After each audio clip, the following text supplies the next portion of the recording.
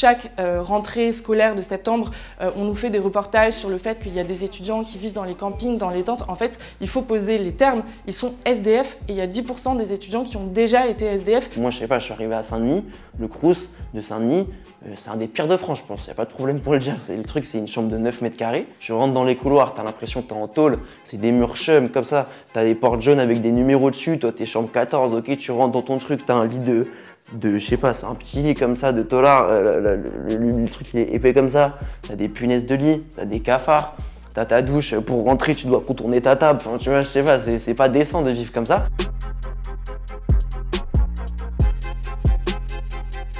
Je m'appelle Philomène, je suis étudiante à Paris Cité, qui est une fac dans Paris, et je suis militante au Point Levé depuis plusieurs années. Le Point Levé, c'est un collectif de jeunesse dans les universités et dans les lycées. Qui veut porter aussi certaines valeurs comme voilà, le féminisme, l'antiracisme, l'anticapitalisme. Avec le Point Levé, en septembre dernier, on s'est dit qu'il fallait qu'on fasse une enquête sur la précarité. On est parti dans toute la France, à partir de toutes nos universités où on existe, pour récolter 5000 réponses d'étudiants. Ça couvre 16 des principales académies universitaires, donc c'est une enquête représentative de ce qu'on vit toutes et tous au quotidien. Le premier volet qu'on a voulu développer, c'est cette question-là de l'alimentation. Je pense que c'est une des premières manières très concrètes où on peut voir comment s'exprime cette précarité-là. Il y a 85% des étudiants et des étudiantes qui ont dû réduire leurs dépenses liées à l'alimentation à cause de l'inflation. Et c'est sûr que c'est quelque chose qu'on connaît tous. Des fois, on s'en rend même pas compte. Mais c'est juste, bah oui, on n'achète pas de fromage, encore moins du chocolat, des desserts, tout ça, ça n'existe pas. Quasiment un étudiant sur 5 est déjà allé se nourrir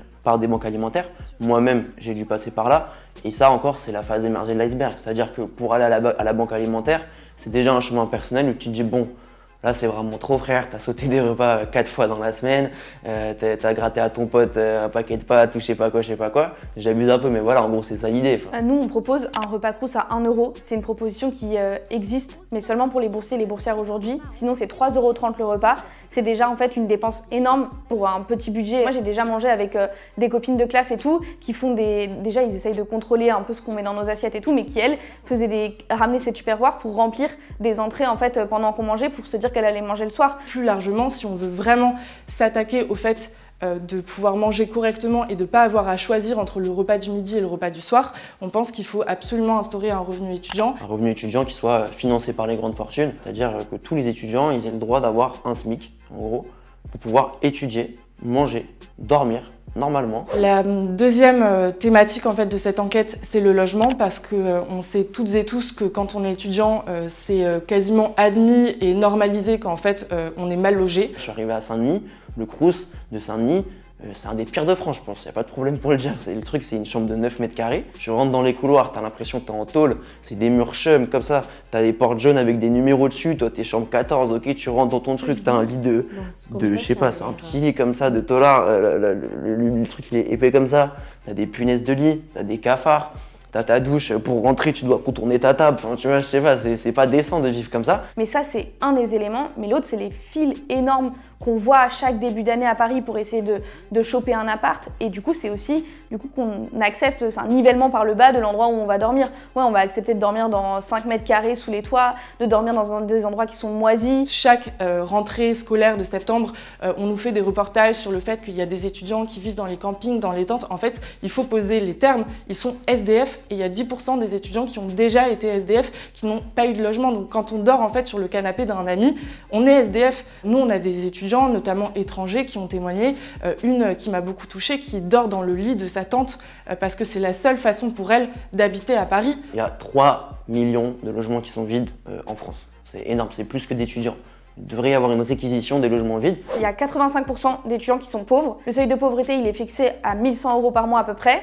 Et nous, ce qu'on voit, c'est que le revenu moyen, c'est 718. Moi, j'étais boursière toute ma scolarité, boursière échelon 5. Donc bien boursière, quoi. Bien pauvre, c'est bon, déjà, je rentre dans les critères et tout. Et pourtant, c'est 520 € par mois.